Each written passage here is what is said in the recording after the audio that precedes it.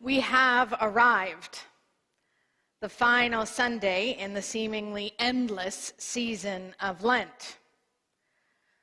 For these past 6 weeks, we've been pondering what it means to ask honest questions for deeper faith.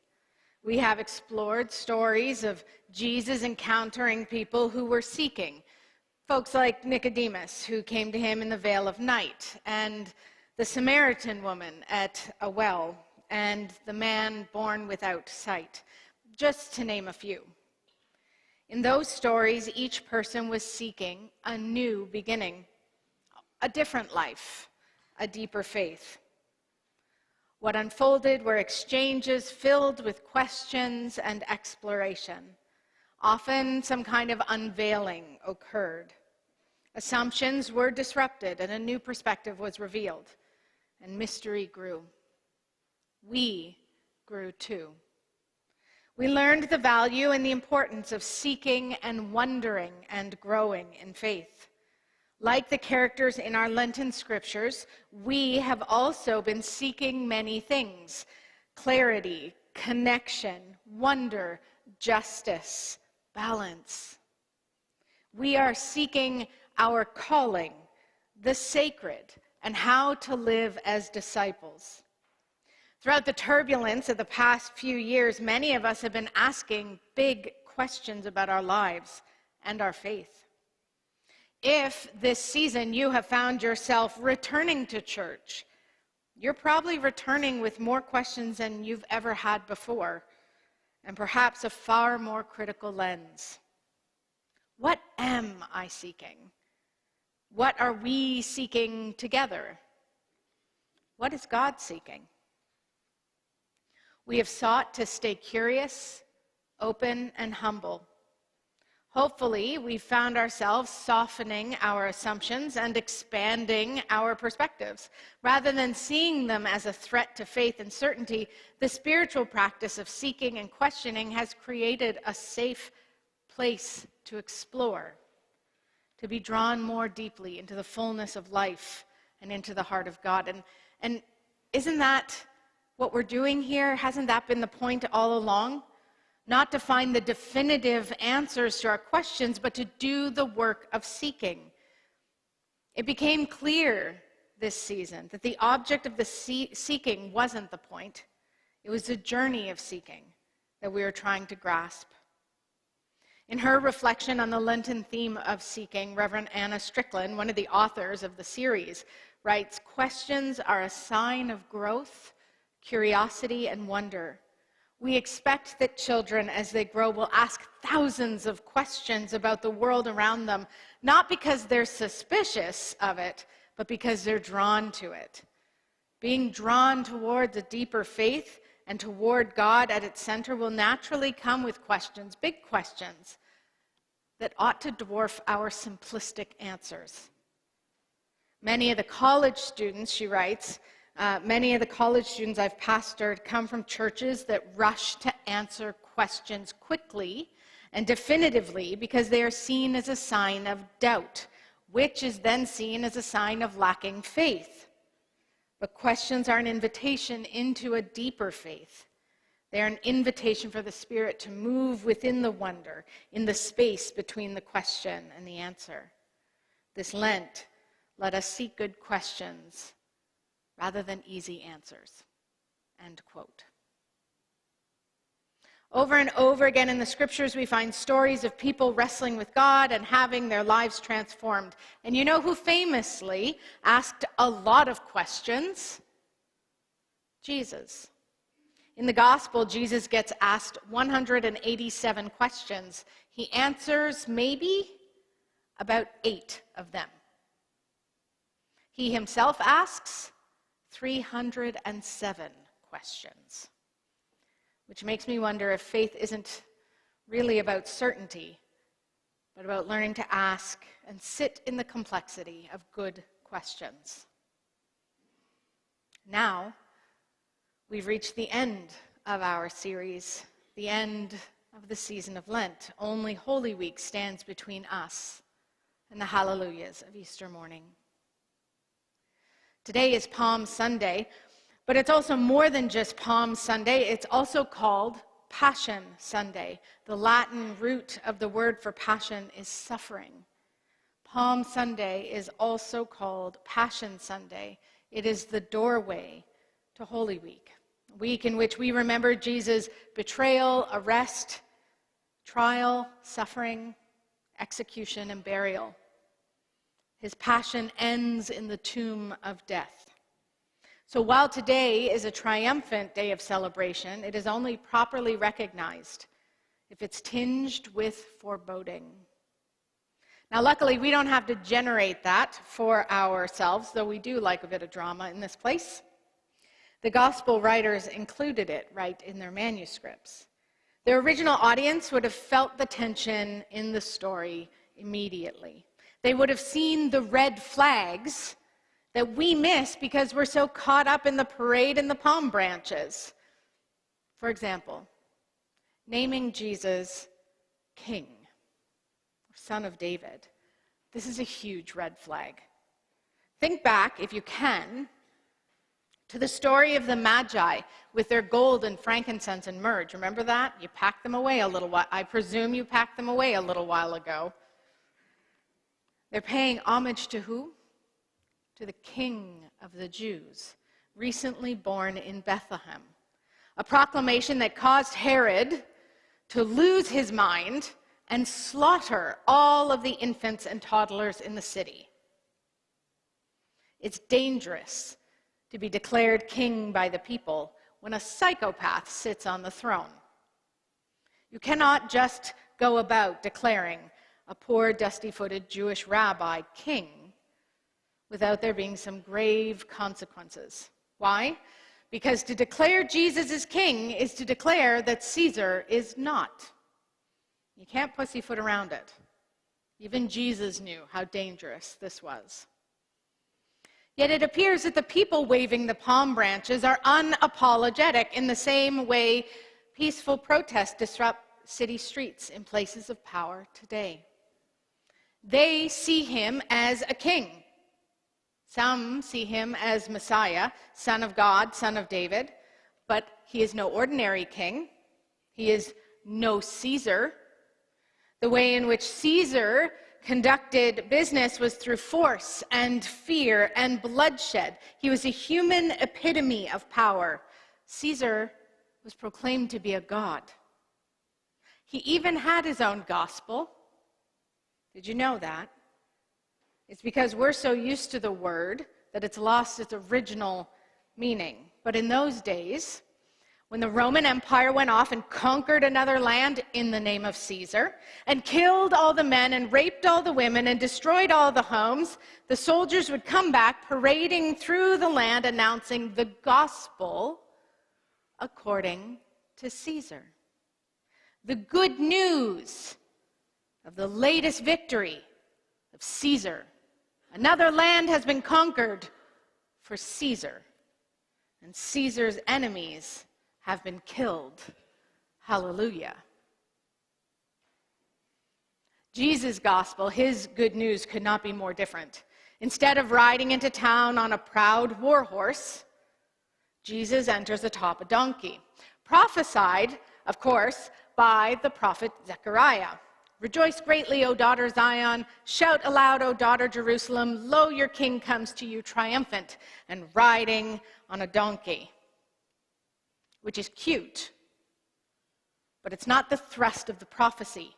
You have got to keep reading into the next verse to get the heart of the matter.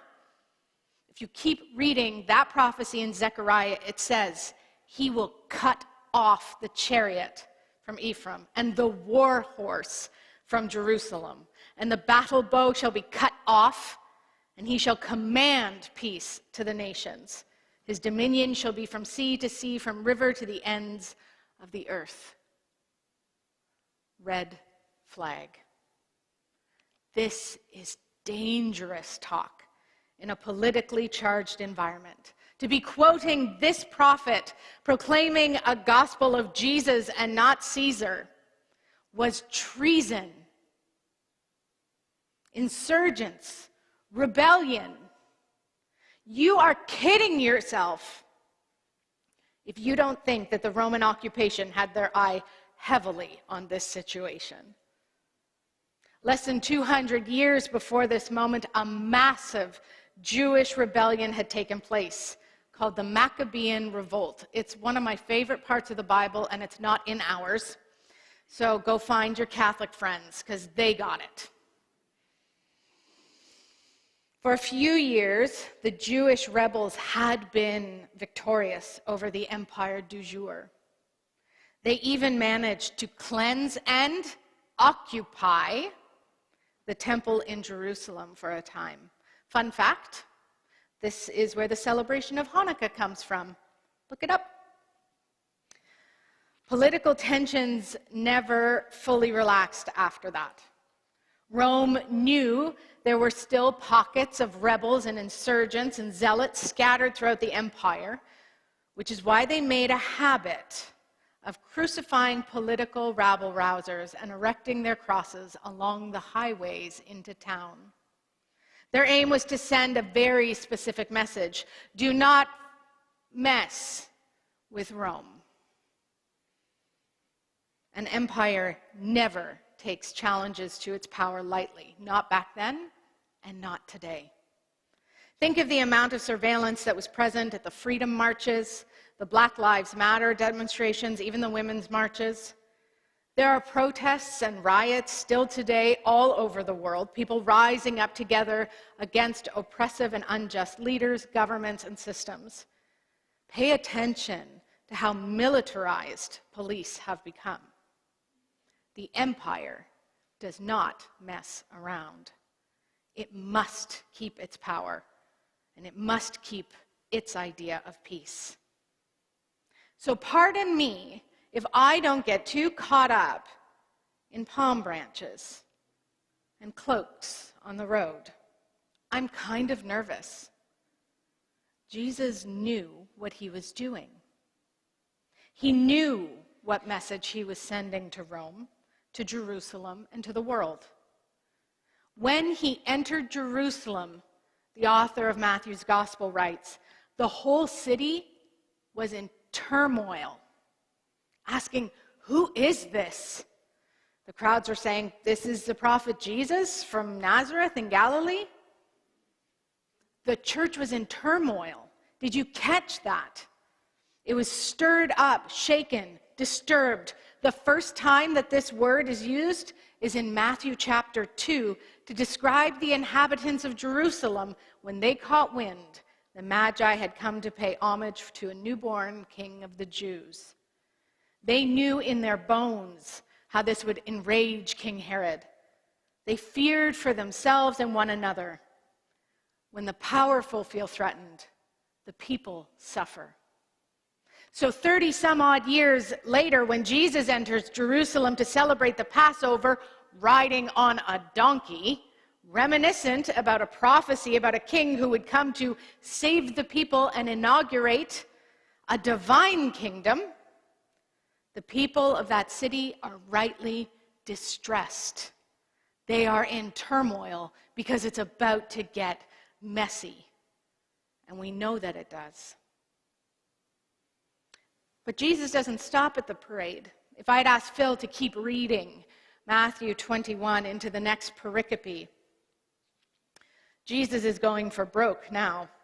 He's going all out. And he enters the temple, and he causes a scene, flipping over chairs and tables and shouting out the words of the prophet Isaiah, "No gentle Jesus, meek and mild," that day. Folks, anyone who argues that Jesus wasn't political has somehow missed this story. The Pharisees saw him heal. They disparaged his habit of eating and drinking with disreputable people, and they tore their robes when they heard him blaspheme by forgiving sins. But the day he showed up and disrupted the tenuous balance of power they had established with Rome, when he disrupted the economy, that was the final straw. He needed to be stamped out, eliminated. They feared Rome's reprisal. Because when the powerful feel threatened, people suffer. It might have been it might have been the religious leaders who turned Jesus in, but his was a political execution. WWJD, what would Jesus do? Whew. Probably some choreographed street theater followed by disrupting the economy. I don't know. But it comes at a cost, which brings us full circle to the passion, the suffering of Christ, which brings me back to our need to ask good questions and our need to be able to sit in the discomfort that comes with the wondering, because sometimes questions don't have answers, at least not on this side of the grave. Sometimes there are answers that are difficult. Sometimes there are questions and answers that demand something of us. And we have to make a choice. Would you follow this Jesus? The one marching in the streets? The one whose mere presence riles up the people and offends the ruling class? It's lovely to imagine sitting at his feet and learning within the safety and security of Mary and Martha's home, or out on the hillside listening to a banger of a sermon while his disciples hand out seemingly endless loaves of bread and fish. But that same Jesus is here now. And if you are in league with the status quo, he suddenly appears to be covered in red flags. Imagine you are one of his disciples. You know all the threats mounting against him. You know all the religious leaders are conspiring against him. You know that Rome has their eye on him as Jesus openly enters the city with a public procession. How do you feel? What do you fear? I have to be honest. I have some sympathy and compassion for his disciples who fled in fear before the week was up. That's a pretty human response. In the book True to Our Native Land, an African-American New Testament commentary, Stephanie Crowder writes, acting on behalf of freedom is a dangerous undertaking. The more visible Martin Luther King Jr. became, the more crowds he attracted. The more crowds lauded him, the more the enemy pursued him. Fighting for freedom is a dangerous endeavor. These men realized it. Jesus realized it. Nonetheless, the fight for freedom must continue despite its cost. Consider the women and men who provided safe passage on the Underground Railroad for persons seeking freedom from chattel slavery in the U.S. in the mid-19th century. Remember also Dietrich Bonhoeffer and others in the Confessing Church in the 1930s who took a definitive stance that their loyalty was to Jesus as Lord, not to Hitler and the Nazis.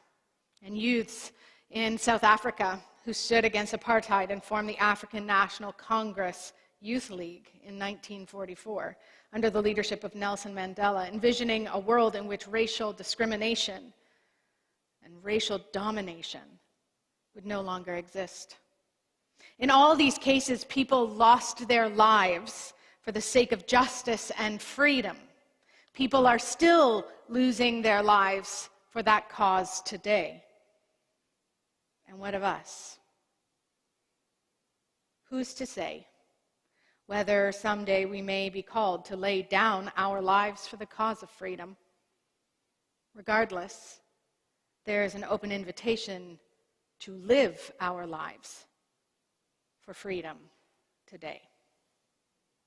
So, are we willing to follow Jesus when he's covered in red flags? Where are you headed? Back to the safety of home? Or into the heart of Holy Week? We are standing literally at a crossroad. And the choice is yours. To God be all the glory. Amen.